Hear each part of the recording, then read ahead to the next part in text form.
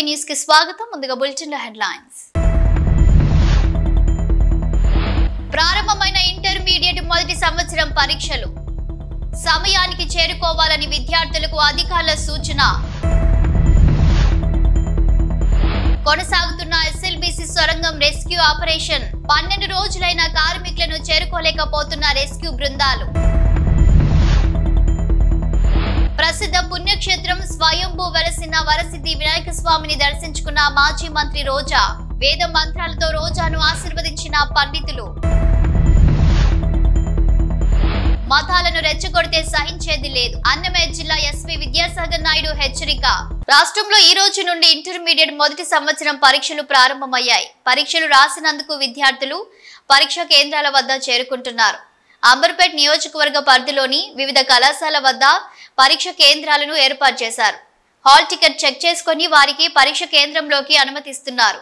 ఉదయం 9 గంటల నుండి పరీక్ష ప్రారంభమై 12 గంటల వరకు పరీక్ష ఉంటుంది.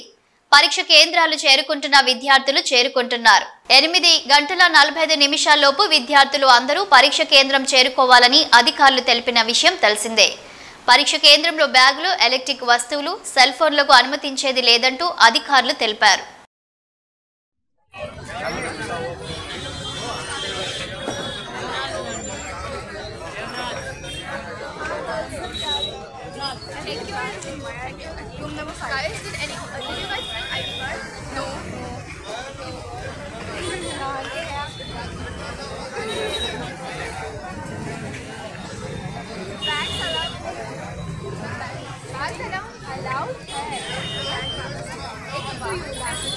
मोबाइल घड़ी पेरेंट्स दो क्या हुआ बैग में नहीं ना वाला वॉच उंडे वॉच चेक చేసండి वॉच निकाल दो वॉच बैग में दे के बैग जमा कर दे।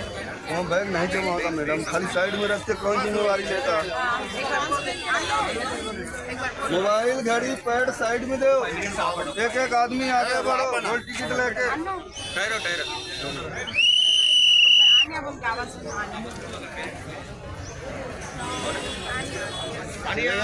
पैड मोबाइल घड़ी पेरेंट्स दे देना।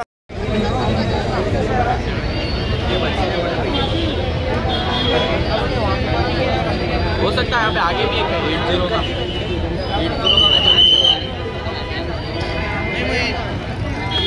हो सकता है उसका भी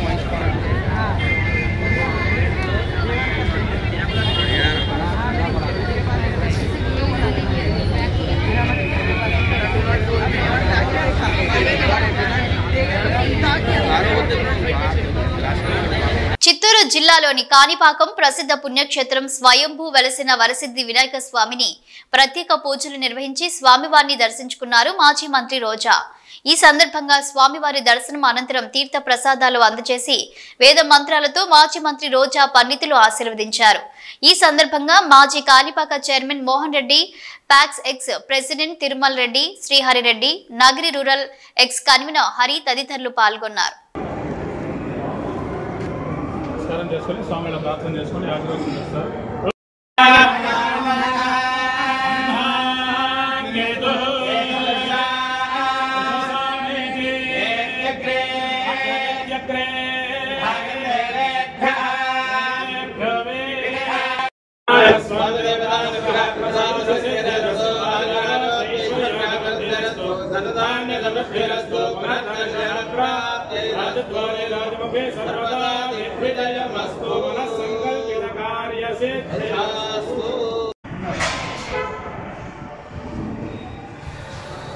తెలంగాణలోని శ్రీశైలం ఎడమ ఒడ్డు కాలువ ఎస్ఎల్బీసీ సొరంగం వద్ద రెస్క్యూ ఆపరేషన్ 12వ రోజుకు చేరుకుంది. పరిస్థితి ఇంకా క్లిష్టంగానే ఉందని మరియు చిక్కుకున్న కార్మికులను చేరుకోవడానికి రెస్క్యూ బృందాలు తీవ్ర అడ్డంకులను ఎదుర్కొంటున్నాయి. ఆపరేషన్లో పురోగతి సాధించడానికి అధికారులు అందుబాటులో ఉన్న అన్ని వనరులు మరియు నైపుణ్యాన్ని ఉపయోగిస్తున్నారు.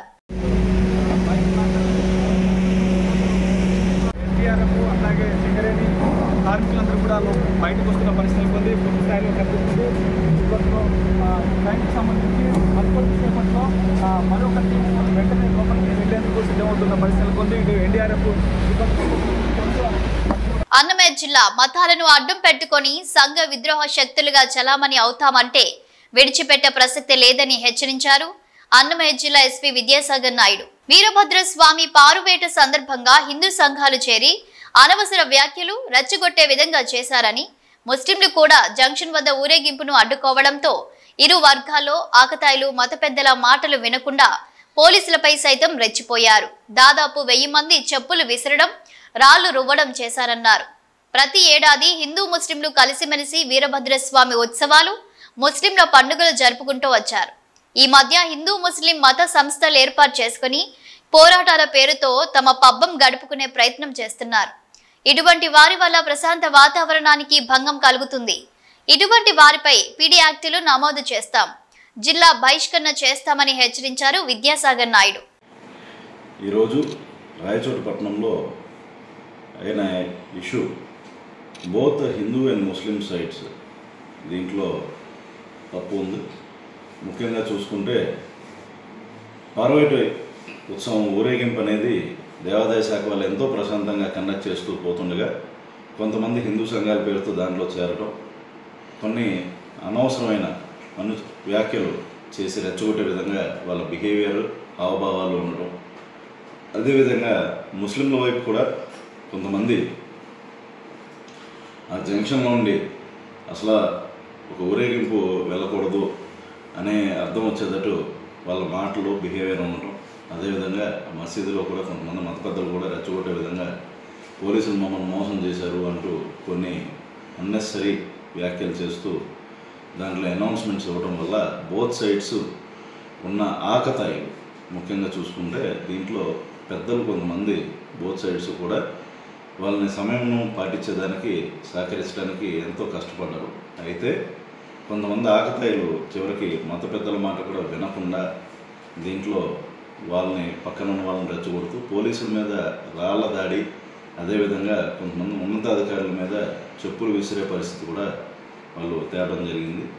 తద్వారా ముస్లిం సైడ్ దాదాపు 1000 మంది వరకు ఇటువంటి ప్రోత్సాహం వల్ల గుమిగూడి ఈ చర్యలకు పాల్పడ్డారు. అంతేకాకుండా హిందూ ఊరేగింపులో కూడా కొంతమంది చేరి ఆకతాయిలు ముస్లిం కవించే విధంగా చేయడం వల్ల ఈ గొడవలు అనేవి ఈ రోజున ఈ విధంగా జరిగినాయి. అయితే దీంట్లో బోత్ సైడ్స్ మీద కూడా చట్టపరంగా కఠినమైన చర్యలు ఉంటాయి. మేము ఎందుకంటే డ్రోన్స్ అనేవి దీంట్లో వాడటం జరిగింది. డ్రోన్ ఫుటేజ్లో ప్రతి ఒక్కరి మొహాలు చాలా క్లియర్గా ఉంటాయి కాబట్టి టైం తీసుకున్నా కూడా కంపల్సరీ అందరినీ ఐడెంటిఫై చేస్తాం. అయితే దీంట్లో భాగంగా పోలీసుల మీద రాళ్ళు రువ్వడము, అంతేకాకుండా చెప్పులు ఇటువంటి విసరడంతో అక్కడ పరిస్థితి అదుపు చేసేందుకు కానీ స్వల్పమైన లాఠీచార్జ్ చేయడం జరిగింది. ఆ స్వల్ప లాఠీచార్జ్లో మా వాళ్ళకు కూడా కొన్న మైనర్ గాయాలైనవి, అదేవిధంగా లాఠీచార్జ్లో కూడా కొంతమంది మైనర్ గాయాలైనట్టు గుర్తించాం. అయితే వీళ్ళందరినీ కూడా అదుపులోకి తీసుకుని ప్రశ్నిస్తున్నాం. ఎవరెవరైతే దీంట్లో భాగస్తులు ఉన్నారో, ఎవరైతే రెచ్చగొట్టారో వాళ్ళందరూ వీడియోలు కూడా మా దగ్గర ఉన్నాయి. కంపల్సరీ వాళ్ళ మీద చట్టపరంగా కఠినమైన చర్యలు తీసుకుంటాం. ఈ ఇన్సిడెంట్కి సంబంధించి ఎవరైనా కూడా పుకార్లు రేపినట్టయితే వాళ్ళ మీద కఠినమైన చర్యలు తీసుకోవడం జరుగుతుంది. ఒకటే విజ్ఞప్తి చేస్తున్నానండి, ప్రతి సంవత్సరము అనాది కాలంగా రాయచోటి పట్టణంలో ఒక మంచి సంస్కృతి అంటే వీరభద్ర స్వామి ఉత్సవం అనేది వెళ్ళేటప్పుడు ముస్లింలు ఎంతో సాధారణంగా దాన్ని ఆహ్వానించి జరిపించడం జరుగుతుంది ఆయా ఏరియాస్లో. అంతేకాకుండా హిందువులు కూడా ముస్లిమ్స్ యొక్క పండుగలు ఈ టైంలో ఎంతో సహృద్భావమైన వాతావరణంతో ఇక్కడ మెలగటం జరుగుతుంది. అయితే ఈ మధ్యకాలంలో కొంతమంది హిందూ సంస్థల ముసుగుల్లోనూ, అదేవిధంగా ముస్లింల తరపున పోరాటం చేస్తున్నాం అంటూ వాళ్ళని మభ్యపెట్టి కొంతమంది వారి పబ్బం గడుపుకునే ఉద్దేశంతో రెచ్చగొట్టడం బోత్ సైడ్స్ జరుగుతుందండి. వీరి ఆగడాల వల్ల ఇటువంటి మంచి వాతావరణం చెడిపోయి బయటికి కంపల్సరీగా ఒకరికొకరు కొన్ని సిచ్యువేషన్స్లో ఎదురుపడితే గొడవలు అయ్యే పరిస్థితిని ఈరోజు కల్పిస్తున్నారు. కాబట్టి ఇటువంటి వారిని అందరినీ ఐడెంటిఫై చేసి ఇక్కడ నుండి ఎటువంటి పొరపాటున కవింపు చర్యలకు పాల్పడ్డా ఎలాంటి సందర్భంలో అయినా కఠినమైన చర్యలు వీరి మీద తీసుకుంటాం. అవసరమైతే జిల్లా బహిష్కరణ చేస్తాము. పీడీ యాక్ట్ కూడా వీళ్ళ మీద ప్రయోగిస్తడం జరుగుతుంది. మితమైన అంశాలు సోషల్ మీడియాల ద్వారా రెచ్చగొట్టే విధంగా చేసేవాళ్ళు. రెచ్చగొట్టే వ్యాఖ్యలు ఎవరు చేసినా కూడా వాళ్ళని ఇమీడియట్గా అరెస్ట్ చేసి చట్టపరంగా తీవ్రమైన చర్యలు తీసుకుంటాం.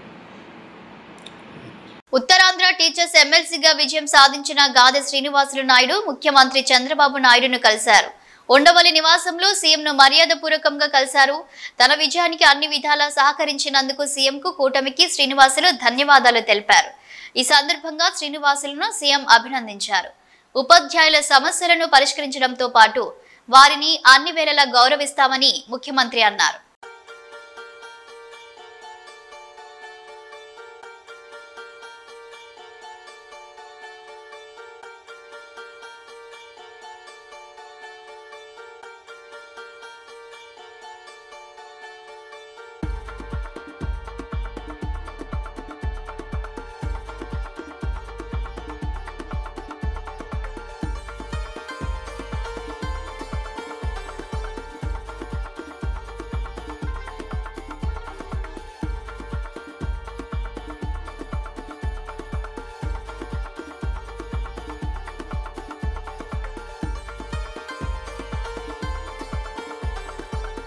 పది లక్షల మందితో జనసేన ఆవిర్భావ సభ నిర్వహించేందుకు ఏర్పాట్లు చురుగ్గా సాగుతున్నాయని కుడా చైర్మన్ జనసేన పార్టీ కాకినాడ జిల్లా అధ్యక్షుడు తుమ్మల రామస్వామి పేర్కొన్నారు.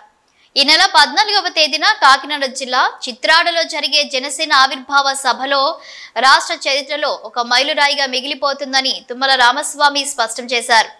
సభ నిర్వహణ కోసం 14 కమిటీలు ఏర్పాటు చేసినట్లు తెలిపారు. కూటమి ప్రభుత్వం అధికారంలోకి వచ్చిన తరువాత తొలిసారి కాకినాడ జిల్లాలో ఈ సభ నిర్వహించడంపై దేశ రాజకీయాలు పవన్ వైపు చూస్తున్నాయని పేర్కొన్నారు. అందరికీ నమస్కారం. జనసేన పార్టీ ఆవిర్భావ సభ ఈ నెల 14వ తారీఖు నాడు పిఠాపురం నియోజకవర్గానికి సంబంధించి చిత్రాడ గ్రామంలో ఉన్నటువంటి ఎస్బి వెంచర్స్ అనేటువంటి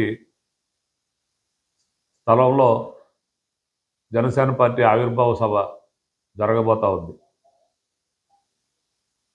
ఏదైతే ఆవిర్భావ సభ కోసం ఎంపిక చేసుకున్నటువంటి స్థలం ఇటు పెద్దాపురంకి, పిఠాపురం, కాకినాడ రూరల్కి 3 కాన్స్టిట్యున్సీలు ఒకే చోట కలిసి ఉండేటువంటి ప్రదేశం ఏదైతే ఉందో ఆ ప్రదేశంలో జనసేన పార్టీ ఆవిర్భావ సభ నిర్వహించబోతా ఉన్నారు. ఆవిర్భావ సభ కోసం జనసేన పార్టీ నుండి ఎప్పుడూ లేని విధంగా ఇది 12వ ఆవిర్భావ సభ. గత 11 ఆవిర్భావ సభలు మేము అధికారంలో లేనప్పుడు జరుపుకున్నటువంటి ఆవిర్భావ సభ.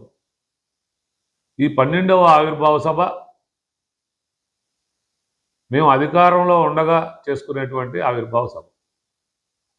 దానికోసం చాలా ఉత్సాహంగా ఇటు జనసేన పార్టీ శ్రేణులందరూ కూడా, కార్యకర్తలు, జన సైనికులు, వీర మహిళలు, జనసేన పార్టీ నాయకులు అందరూ కూడా ఉత్సాహంగా పాలుపంచుకోవాలనేటువంటి తరుణం. ఈ ఆవిర్భావ సభ కోసం జనసేన పార్టీ నుండి సుమారు 14 కమిటీలు ఏర్పాటు చేసుకోవడం జరిగింది. ప్రతి కమిటీలో నాయకులందరినీ భాగస్వాములు చేసి, ముఖ్యంగా ప్రతి పార్లమెంటు నియోజకవర్గానికి వినియోగినటువంటి రీతిలో జనసేన పార్టీ ఆవిర్భావ సభ జరగబోతా ఉంది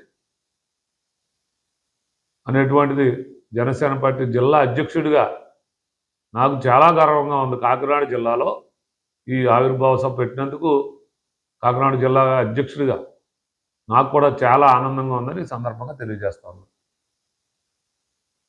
కార్యదర్శి అయినటువంటి ప్రస్తుత ఎమ్మెల్సీగా ఉన్నటువంటి హరిప్రసాద్ గారు, వీరందరి నాయకత్వంలో మొత్తం మా జనసేన పార్టీకి ఉన్నటువంటి శాసనసభ్యులు, కార్పొరేషన్ చైర్మన్లు, వివిధ స్థాయిలో పార్టీ పదవుల్లో ఉన్నటువంటి నాయకులు, ఎమ్మెల్యేలు, శాసనసభ్యులు అందరూ కలిసి ఒక మీటింగ్ ఏర్పాటు చేసుకోవటం, రేపు 14వ తేదీ నాడు జరగబోయేటటువంటి ఆవిర్భావ సభ ఏ విధంగా సక్సెస్ చేసుకోవాలి అనేటువంటి దాని మీద మేధోమథనం చేయటం జరిగింది. దీనికి కారణం ఈ ఆవిర్భావ సభని అంత ప్రెస్టీజియస్గా చేసుకోవడానికి కారణం ఇటు తెలుగు రాష్ట్రాల ప్రజలే కాకుండా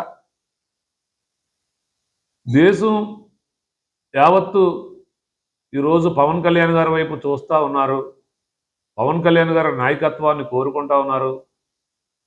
ముఖ్యంగా మధ్యతరగతి ప్రజల కోసం, బడుగు బలహీన వర్గాల ప్రజల కోసం, విద్యార్థుల కోసం, మహిళల కోసం ఆయన పనిచేస్తున్నటువంటి తీరు, అలాగే గ్రామాలు వదిలి పట్టణాలకు వలస వెళ్ళిపోతున్నటువంటి తరుణంలో ఆయన పంచాయతీరాజ్ శాఖ తీసుకుని ప్రతి పంచాయతీకి కూడా కొత్త వెలుగులు తీసుకొచ్చే విధంగా ఆయన చేసేటువంటి పనితీరు అన్ని ప్రజలు కూడా గమనించి జనసేన పార్టీ రాబోయే రోజుల్లో ఒక పెద్ద పార్టీగా అవతరించబోతా ఉన్నదనేటువంటి ప్రజలందరూ ఉద్దేశం. దానికోసం ప్రజలు కూడా 1000 కళ్ళతో ఎదురు చూస్తూ ఉన్నారు. ఇది ఒక విజయోత్సవ సభగా జరిగిపోతూ ఉంది, ఆవిర్భావ సభ. మనం కూడా దాంట్లో భాగస్వాములు అవ్వాలనేటువంటిది ప్రజలు కూడా చూస్తూ ఉన్నారు. ఖచ్చితంగా రేపు 14వ తేదీ నాడు జరగబోయేటువంటి ఆవిర్భావ సభకి 10 లక్షలు వస్తారనేటువంటి అంచనాతో అక్కడ ఏర్పాట్లు జరుగుతూ ఉన్నాయి. అన్నీ కూడా అటు ముఖ్యంగా మహిళలకు కూడా ప్రత్యేకమైనటువంటి ఏర్పాట్లు చేసి వారికి ఎక్కడ తొక్కిసలాటల్లో కానీ ఎక్కడ ఇబ్బంది లేకుండా వారికి ప్రత్యేకమైనటువంటి కుర్చీల్లో ఆశీనులు అయ్యేటట్టు అక్కడ సభలో ఏర్పాట్లు చేస్తూ ఉన్నాం. దీనికి వాలంటీర్ కమిటీ కూడా ఉంది. ఎవరు భయపడక్కర్లేదు. వాలంటీర్ కమిటీ వేసి వారి యొక్క ఆధ్వర్యంలో వీరందరినీ ఎవరి ప్రదేశాల్లో వారు కూర్చోబెట్టడం. ఇంటర్మీడియట్ పరీక్షలు రాస్తున్న 10వ తరగతి పరీక్షలు రాయబోయే విద్యార్థులకు శుభాకాంక్షలు తెలిపారు మంత్రి పొన్నం. ఉజ్వల భవిష్యత్తుకు టర్నింగ్ పాయింట్ అయిన ఈ 2 పరీక్షలు రాస్తున్న విద్యార్థులు శ్రద్ధతో పట్టుదలతో కృషి చేసి ఉన్నతమైన ఫలితాలు వచ్చేలా పరీక్షలు రాయాలని ఆకాంక్షిస్తున్నట్లు తెలిపారు మంత్రి పొన్నం ప్రభాకర్ గౌడ్. ఇంటర్ 10వ తరగతి పరీక్షలు రాస్తున్న విద్యార్థులందరికీ శుభాకాంక్షలు. ఉజ్వల భవిష్యత్తుకు టర్నింగ్ పాయింట్ అయిన ఈ 2 పరీక్షల్లో పరీక్ష రాస్తున్న ప్రతి ఒక్కరూ శ్రద్ధతో పట్టుదలతో కృషి చేసి ఈ వార్షిక పరీక్షల్లో ఉన్నతమైనటువంటి ఫలితాలు పొందే విధంగా మీకు అటువంటి ప్రతిభ రావాలని, అటువంటి ఫలితాలు రాసే విధంగా పరీక్షలు రాయాలని కోరుకుంటూ మీ అందరికీ నా శుభాకాంక్షలు. నిజాంపేట్లోని ఆసుపత్రిలో చికిత్స పొందుతున్న సింగర్ కల్పనకు సంబంధించిన హెల్త్ బులెటిన్ వీడియోని విడుదల చేశారు. ఆమె ఆరోగ్య పరిస్థితి నిలకడగా ఉందని తెలిపారు వైద్యులు. ఐసీయూ నుండి జనరల్ వార్డుకు తరలించామని అన్నారు. కూటమి ప్రభుత్వం అధికారంలోకి వచ్చిన తర్వాత దళితులపైన, దళిత అధికారులపైన కక్ష సాధింపు చర్యలకు దిగుతోందని వైఎస్ఆర్సీపీ దళిత నేతలు మండిపడ్డారు. ఐపీఎస్ అధికారి సునీల్ కుమార్ పై కక్ష సాధింపు చర్యలకు పాల్పడుతున్నారని విశాఖ జిల్లా వైఎస్ఆర్సీపీ ఎస్ఎస్ఎల్ విభాగం అధ్యక్షుడు బోని శివరామకృష్ణ, వైఎస్ఆర్సీపీ జిల్లా అధికార ప్రతినిధి మంచా మల్లేశ్వరి పేర్కొన్నారు. సునీల్ కుమార్ తన సొంత ఖర్చుల మీద విదేశాలకు వెళ్తే కూటమి నేతలకు వచ్చిన ఇబ్బందేంటని ప్రశ్నించారు. కూటమి పాలనలో చంద్రబాబు సామాజిక వర్గానికి చెందిన అధికారుల పట్ల ఒక విధంగా, బడుగు బలహీన వర్గాలకు చెందిన అధికారుల పట్ల మరో విధంగా వ్యవహరిస్తున్నారని విమర్శించారు. దళితులంతా ఏకమై చంద్రబాబుకు బుద్ధి చెప్పే రోజులు దగ్గరలోనే ఉన్నాయని హెచ్చరించారు. అందరికీ నమస్కారం. ఈ కూటమి ప్రభుత్వం ఎంత అన్యాయంగా పరిపాలిస్తుందంటే, ఈ గవర్నమెంట్ 6 హామీలు ఇచ్చారు, ఒక్క హామీ కూడా అమలుపరచకుండా రెడ్ బుక్ రాజ్యాంగం అనేసి అంబేద్కర్ రాసిన రాజ్యాంగాన్ని ఉల్లంఘించి గత ముఖ్యమంత్రి వైఎస్ జగన్మోహన్ రెడ్డి, మాజీ మంత్రి, గ్రామ వాలంటరీ అని, గ్రామ సచివాలయం అని నేరుగా ప్రజలకి నవరత్నాలు, ప్రజల కోసమే నేను ప్రజానాయకుడిని, నేను ప్రథమ పౌరుణ్ణి, నేను సీఎం కాదు పెద్ద కూలి వాడిని అనేసి నేరుగా ప్రజల దగ్గరికే ప్రతి ఒక్క పథకం, అమ్మఒడి కానీ, విద్య, ఎవ్రీథింగ్ మొత్తం జగన్మోహన్ రెడ్డి నేనే ప్రజలకు సేవ చేస్తున్నాననే ఒక ప్రజల్లో మంచి భావం ఉంది. ఈరోజు 6 హామీలు ఇచ్చి ఒక్క హామీ కూడా, నా ఆడపడుచులని బస్సు ఫ్రీ అన్నాడు, 3 సిలిండర్లు అన్నారు, ఒక్క సిలిండర్ కూడా ఇంతవరకు ఇవ్వలేదు. అలాగే రెడ్ బుక్ రాజ్యాంగం వల్ల కూటమి ప్రభుత్వం, పవన్ కళ్యాణ్ మాట్లాడతారు, మేము కట్టే ట్యాక్స్లు మీ రాజారెడ్డిదా మీద అని పవన్ కళ్యాణ్ మాట ఎంత తప్పు. అలాగే నేను ఒక దళిత బిడ్డగా నేను నేరుగా అడుగుతున్నాను కూటమి ప్రభుత్వాన్ని, లోకేష్ని కానీ, పవన్ కళ్యాణ్ కానీ, నారా చంద్రబాబు నాయుడు కానీ, అయ్యా మా ఎస్సీలుగా పుట్టడం మేము తప్పు చేసామా? అంబేద్కర్ రాజ్యాంగం రాశారు. సునీల్ కుమార్ ఐపీఎస్ ఆయన ఎందుకు మీరు ఎంత ఇబ్బంది పెడుతున్నారు? ఈ రోజుల్లో మీకు ఒకటే నేను రిక్వెస్ట్ చేసి అడుగుతున్నా, నారా చంద్రబాబు నాయుడు గారు, లోకేష్ చెప్పండి, రెడ్ బుక్ రాజ్యాంగం ఉంటుంది కదా, త్వరలో మేము ఆంధ్రప్రదేశ్లో మేమునే 35% మేము అందరూ రోడ్డు ఎక్కుతాం. ఆషామాసం ఉండదు, మేము ధర్నాలు చేస్తాం. మీరు కానీ ఈ రెడ్ బుక్ రాజ్యాంగం కోసల కృష్ణమూర్తిని కానీ, అలాగే వంశీని కానీ, అలాగే మా నాయకుడు సునీల్ అధికారిని, ఐపీఎస్ అధికారిని ఎంత ఇబ్బంది పెడుతున్నారు. నేను కూడా చిన్న నాయకుడిని, నన్ను A1 ముద్దయ్యగా ఎయిర్పోర్ట్లోని నన్ను అరెస్ట్ చేద్దాం అనుకొని నాకు నోటీస్ పంపించారు. రేపో మాపు అరెస్ట్ చేద్దామంటే నేను హైకోర్టుకి వెళ్ళి అప్పు చేసుకొని 9 మందిని, సత్యరామకృష్ణ రెడ్డిని, కాంతారావుని, మమ్మల్ని అందరినీ కలిపి అరెస్ట్ చేద్దామని కుట్ర రాజకీయాలు. మాలాంటి పేద ప్రజలు అరెస్ట్ చేస్తే మీకు ఏంటి వస్తుందయ్యా? 6 హామీల్ని అమలుపరచండి, మంచి ప్రభుత్వాన్ని అనిపించుకోండి. 2027ని ఎలాగా 1 ఎలక్షన్ అంటున్నారు కదా, ఆ ఎలక్షన్లో ప్రజలు చూపెడతారు మీకు. మీరు ఈవీఎం ద్వారా గెలిచారో, మీరు ఎలా గెలిచారో ప్రజలకు తెలుసు. మీరు గెలిచి పరిపాలిస్తున్నారు కదా, మీరు అవుట్ ఆఫ్ కంట్రీ వెళ్ళి ఏదో తీసుకొస్తున్నా అన్నారు, ఏ ఒక్కటి కూడా తీసుకురాలేదు. అలాగే మా నాయకురాలు మాట్లాడతారు. అందరికీ నమస్కారం. నా పేరు డాక్టర్ మంచా నాగమల్లేశ్వరి, వైఎస్ఆర్సీపీ పార్టీ విశాఖ జిల్లా అధికార ప్రతినిధి. అదేవిధంగా నాతో పాటు బోని శివరామకృష్ణ గారు, విశాఖ జిల్లా ఎస్సీ ప్రెసిడెంట్, ఇప్పటి వరకు మాట్లాడారు. బేసిక్ గా ఇవాళ ఎందుకు మేము మీడియా మిత్రులందరినీ పిలిచాము అని అంటే, ఇవాళ కూటమి ప్రభుత్వంలో జరుగుతున్నటువంటి ఈ రెడ్ బుక్ రాజ్యాంగంలో కక్షపూరితమైనటువంటి అరెస్టులు, లేకపోతే ఇబ్బంది పెట్టడాలు, లేకపోతే అన్ని విధాలుగా అవమానించడాలు జరుగుతున్నటువంటి సందర్భంలో ఇవన్నీ ఒక ఎత్తైతే, దళితుల మీద వీళ్ళు చేస్తున్నటువంటి అగత్యాలు, ఈ కూటమి ప్రభుత్వానికి దళితుల మీద ఉన్నటువంటి కన్సర్న్ ఏంటి అని అనేది మరొకసారి మా దళిత బిడ్డ అయినటువంటి సునీల్ కుమార్ గారు ఐపీఎస్ ని సస్పెండ్ చేయడం అనేది చాలా చాలా మా జాతి మొత్తం ఖండిస్తున్నటువంటి విషయం. ఒక ఐపీఎస్ ఆఫీసర్ ని ఏ విధంగా సస్పెండ్ చేయాలి, దానికి ముందు మెమో ఇవ్వాలా లేదా, మెమో ఇచ్చిన తర్వాత ఎంక్వైరీ చేయాలా లేదా, ఎంక్వైరీకి ఒక కమిటీని వేయాలా లేదా, ఇవన్నీ ఆలోచించకుండా మీ కక్షపూరితమైనటువంటి రాజకీయం కోసం ఒక సిన్సియర్ దళిత ఆఫీసర్ మీద మీరు చేస్తున్నటువంటి కుట్ర మీ కూటమి ప్రభుత్వానికే చెంపదెబ్బగా త్వరలో మీరు దీని యొక్క పర్యవసానం ఏంటి అని అనేది గమనిస్తారు. ఏ దళితుడు ఏ రోజు ఫ్లైట్ లో వెళ్ళకూడదా, దళితుడు ఫ్లైట్ లో తిరగకూడదా, లేకపోతే దళితుల పిల్లలు అమెరికా వెళ్ళి చదువుకోకూడదా, లేకపోతే వాళ్ళ పిల్లల్ని చూడడానికి దళితులు వెళ్ళకూడదా?